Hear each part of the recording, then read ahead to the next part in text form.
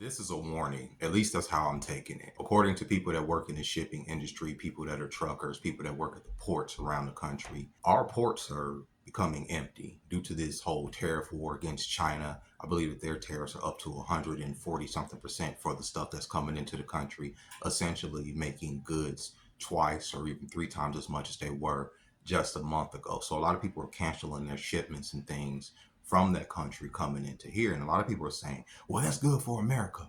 They can bring, that means American manufacturing is going to come back to the country and we're going to start making our own shoes and textiles and blankets and clothes. And it's going to be this economic boom for all of us Americans. Okay, maybe. Maybe that's the whole point of this tariff thing, to bring companies back to the country, to restructure our economy so that Americans are producing the products that we also buy.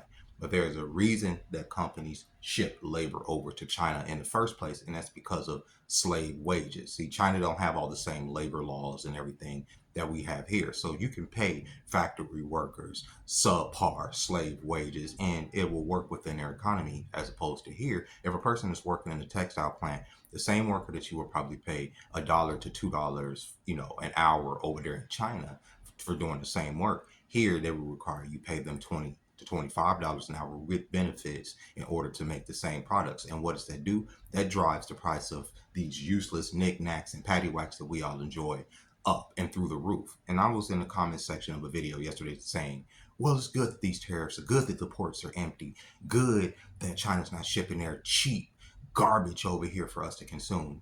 And the people that were saying that, it was droves of people saying that they're happy that products are not coming from China. And I just thought to myself, I started to look around this room. Everything in here, and more than likely everything in front of you in your house, is more than likely made in China. And the reason that you were able to afford it was because some slave, some child probably put it together over there in China for you for, like I say, a couple dollars an hour. Now, that same item, let's say like this microphone. This microphone was a cheap microphone that I paid under $30 for a couple years ago. The reason I was able to buy this microphone is because, honestly, it was probably made by somebody receiving some slave wages, a peasant over there in Asia somewhere that put that together, who's working in a factory to make these products for me to consume. And the reason that it was under $30 is because a slave made it. Okay, we're going to bring these jobs back over here, and we're going to be paying Americans adequate wages to produce similar products. You're not going to be paying the same amount for products if we're the ones making them. That doesn't mean that quality is going to go up. That doesn't mean that our way of life is going to get better. It just means that as consumers, our idea of how we spend money on things is going to change. It just is. If we're not receiving cheap products from there, then we don't have the infrastructure here to make up for the products that we're not getting from. That's all I'm saying. Back in the day, before we started outsourcing all these jobs to China, we had the infrastructure, we had the factories, we had the structure in order to make products for the country. That's how the country was set up. But due to the fact that these politicians and these corporations have long sold us out, the infrastructure is not there to just start firing up companies, shoe companies all together, and we're making our own Nikes. We're making our own Adidas and stuff. Paying these exuberant amounts for a lot of these products and finding out that a lot of this shit costs pennies to make is insane. I came across this video of this woman buying her young son, he couldn't have been no older than 14, 15, a $970 something $6 pair of shoes that look like ass, that look like some British fucking Nikes from the 1990s. And she paid $900 and something for this shoe, which was, for one, teaching this boy dumb financial literacy, because why would you pay $900 for shoes when you could buy a whole litany of things? A shoe is not going to do a project for you. A shoe is not going to produce something for you, but it's just going to be on your funky ass feet. And she paid $900 something for this boy's shoe. The point being, the shoe was more than likely made by some slave in China, and yet you're paying this exuberant amount of money for some shit that nobody's going to even look at. I paid $925 for this boy to get one pair of shoes. Where the receipt at, baby? Come on with it. $925. So while y'all worried about me, y'all need to be out here making some motherfucking money as well, okay? Nasty work. And I say a lot of people got to pull up their financial panties, okay, especially when they're raising these kids. That's why these kids get older and they believe that they deserve the world, when in reality that young man couldn't have done anything worthy of 900 and something dollar pair of shoes? Are you out of school yet? What is your college prospects look like? What is his college fund look like if you put spending 900 and something dollars on a pair of fucking shoes? This is the conditioning that we have as consumers, as Americans consumers. That's what we're used to. So when people were saying that the ports are empty, that this useless bullshit that we're used to buying is probably going to go away, it is what it is at this point. But I'm going to say we don't have the infrastructure to replace it right now. All these jobs are not going to just start flooding back into this country because it's going to cut into these corporations' profit margins. If you think that replacing a Chinese factory with an American factory is going to be exciting for any company, you're lying to yourself, due to the fact that we require here, the livable wage here is up, like I say, upward $25 an hour to start in a lot of fucking places. So if you want to have a factory job, you want to have a decent job where they want you to come in maybe 8 to 10 hours a day, clock in and make some bullshit, they're going to have to pay you and give you some benefits. And guess what's going to happen on the products that you're making? The price is going to go up. That's where we're at. It just is. And this tariff war, this trade war, everything that we're going, how we're about to experience this economic downturn, I implore people as a warning to start preparing your house. If you have to buy, what I'm going to start doing starting today is each day I'm going to buy at least a couple canned goods just to store away in my bag and put away in my cabinet. Not that I'm going to eat them or anything right now, but just to have them on deck just in case food becomes scarce. Just because we go back now to post pandemic levels of fuckery where there's not a lot of stuff in it on the shelves like right after the case because everybody's in this whole panic buying. And I'm telling you right now that within the next couple of weeks, if the ports around the country are looking like they're looking, and this is according to truckers, this is according to people that take the shipping containers off the boats, this is according to the truckers that haul the stuff that comes off the containers to the stores, that we get a lot of truckers, especially in California, saying where they typically have a 6-day work week, they're down to a 1-day work week, a 2-day work week. They haven't been delivering because the ports haven't been having the goods. And within the next few weeks, we're all going to start seeing it on the shelves. Things that you want to get are not going to be available. And I'm going to tell you one thing that where I noticed it is within the toy collection community where they have a preview for all these toys. All this shit is made in China, bro. And they have all these toys that are supposed to already be on the shelf. That should have been on the shelf within the last couple months at Target, Walmart, nothing, empty. Why? Because the shipments are sitting backed up. Because a lot of these companies don't even have the staff to take the shit out of boxes, even if it is sitting in the back. You have these pallets upon pallets sitting in the back because these companies refuse to hire enough staff because they want to keep hours low to impress corporate in order to have a functioning business where you're selling products that people want. A lot of this shit has to fucking be corrected. It does. You understand? In order for things to actually work, for America to actually work again, maybe this whole tariff war, maybe us pulling back from being such rabid consumers is necessary. Maybe we need to start investing in ourselves and our business as opposed to buying knickknacks and paddywhacks that make us feel comfortable about this miserable, vapid, materialistic existence that we find ourselves in. That's all I'm saying. That's all I'm saying. But I don't know. It's just something about buying $900 pair of shoes, $100 pair of pants, $200 shirts that make me think, well, maybe we can afford to take an economic hit. Maybe we do need to have, maybe this, us enjoying this decadent lifestyle of the slave labor products has come to an end, it's ran its course. You understand? Maybe we need to come to a point where we know we don't need all of this useless shit because as we can see by the reflection of society, if you hop on social media, most people are fucking materialistic bots at this point. They're just bots. Oh, I gotta have this. You can't come to me if you don't have this. And you don't have all materialism. Ain't got shit to do with a person's character. Ain't got shit to do with what a person can bring to the table spiritually, emotionally, right? It's all about, oh, okay, what can you provide me as far as material. But then sit up there and feel completely unprotected by the world because you went for a man that's just providing material as opposed to actual provisions, actual protection,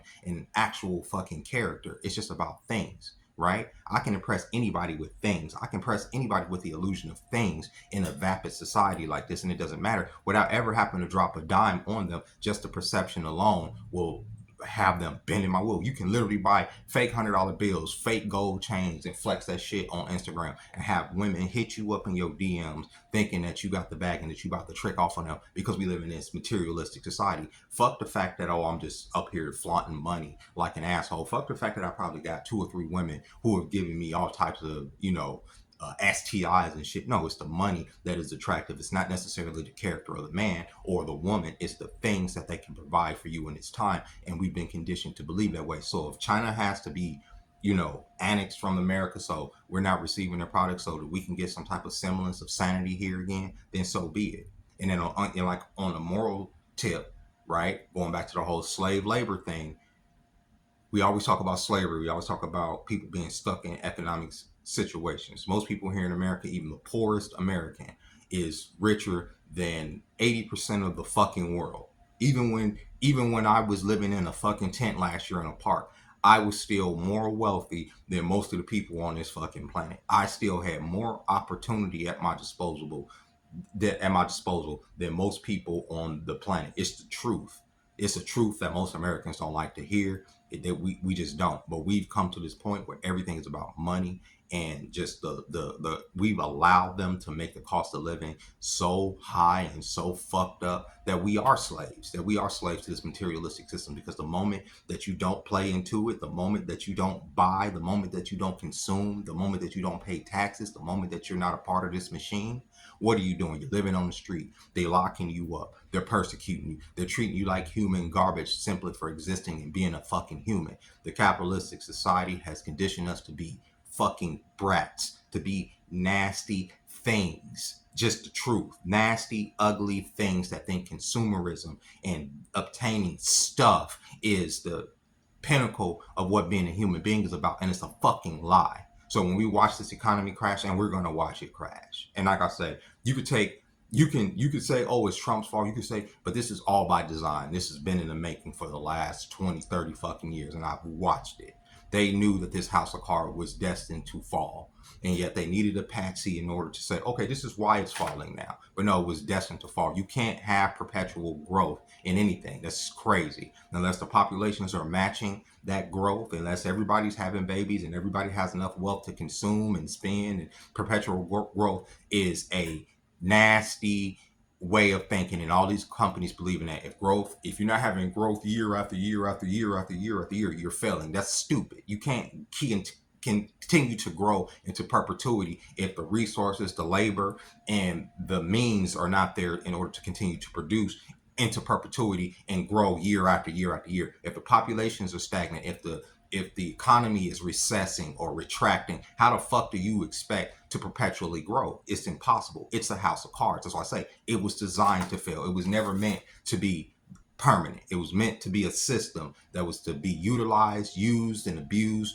where wealth could be transferred from these people, the middle class or the poor, up into another wealthy, to their secret society where they can spend on their new future, where it doesn't involve none of us, and where we're left over to scrap for whatever's left over amongst ourselves, where we have no moral compass because they've taken it away from us. They conditioned us, like I say, to be these vapid things. Then we have to adjust to not having, because they've siphoned all the resources and talent and soul away from us. These blood-sucking corporate vampires that kill everything, including the city that I love. It's the corporations that's killing Vegas. It's the corporations that's charging these exuberant fees, because the corporations decided, these casinos decided to sell out to corporate land management companies. And instead of owning these, none of these casinos out here own the land that they sit on. They pay rent to landlords, to corporate landlords, because some way they made this deal with these corporate landlords to sell the land under their feet and pay them. I believe it's like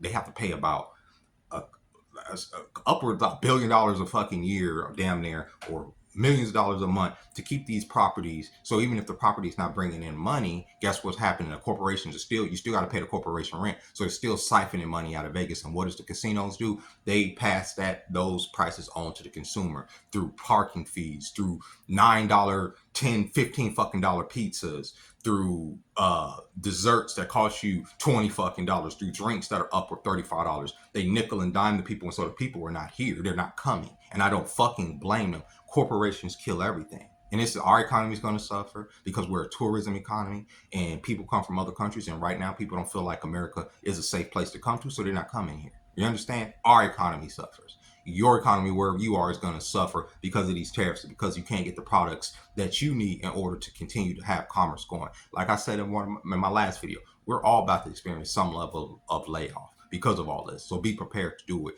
Get your financial house in order as best you can. I know there's not a lot of money and resources there to fucking play around and fuck around with and buy $900 shoes with, but do your best to try to put whatever resources you can, pool your resources together with people, because the way that my grandparents and great grandparents survived the depression and economic downturns and systems completely changing under their feet was that they had each other, they had family, they had structure. So even though there was nothing, they had people that they can rely on. Even though there were no jobs, they had people that they can rely on, and they were the jobs. They became the industry, and it wasn't the government that necessarily helped those people survive those times. It was them and having each other that helped them survive that. It wasn't the government that got us through the pandemic. They tried to make it like, oh, we're getting y'all through the pandemic. They didn't do shit for us. It was us. They didn't want to put that shit on us in the first place. We got ourselves through it, and we're gonna get ourselves through this too. It's gonna be all right. It ain't doom and gloom. It's just life. Life is about experiencing